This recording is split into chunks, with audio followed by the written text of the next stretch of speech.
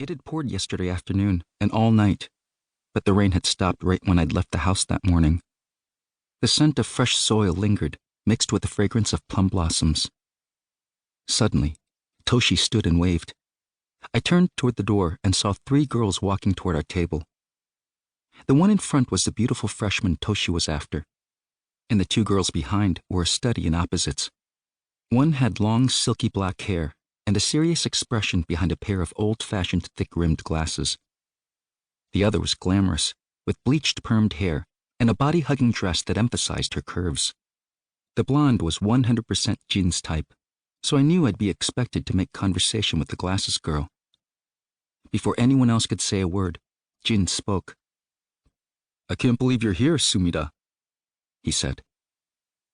The girl with the glasses gave him a thin smile. "Me neither.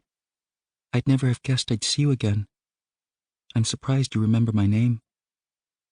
Jin chuckled. "Come on, my memory isn't that bad." "You know each other?" Toshi asked. "We were high school classmates," Jin said quickly. "Apologies. I've done things in the wrong order, haven't I? Please, ladies, take a seat, and then we can do the introductions." The 3 of them made themselves comfortable on the long sofa. The pretty girl was named Sachiko Hayami. The stylish one was Chie Ono, and the one with the glasses was Miwako Sumida. "Sachiko, Chie, and Miwako?" Toshi repeated. "Do you mind if we use first names?" "Of course not," Chie said in a cheerful tone.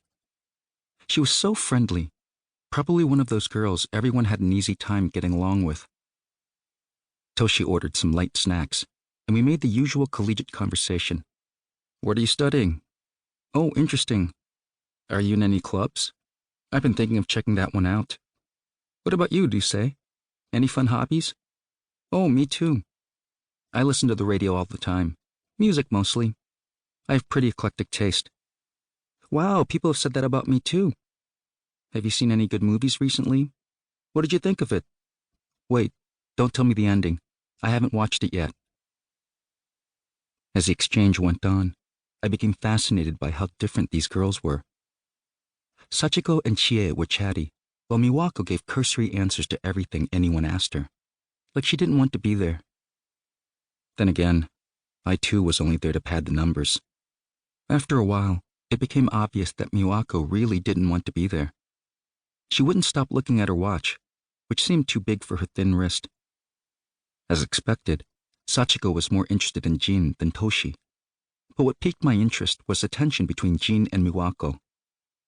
He seemed overly conscious of her, glancing at her every now and then before averting his eyes. She, on the other hand, openly stared at him whenever he looked at her. When the girls excused themselves to go to the washroom, Toshi wasted no time in grilling Jin. "You've gone on a date with Miwako, haven't you?"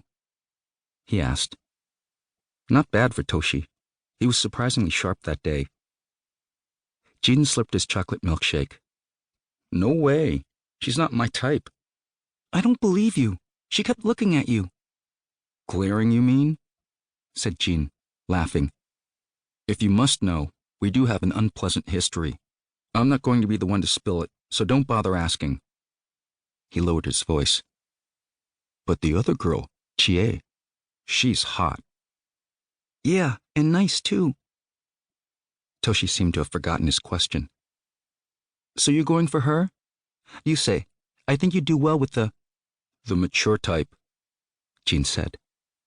"You prefer older girls, don't you?" "I've never said that," I said, stirring my drink with a straw. "Look," Jin said, "just go along with it unless you've got a violent objection." I didn't respond. Even without them suggesting it, I would have chosen Miwako over the other 2. She seemed sensible.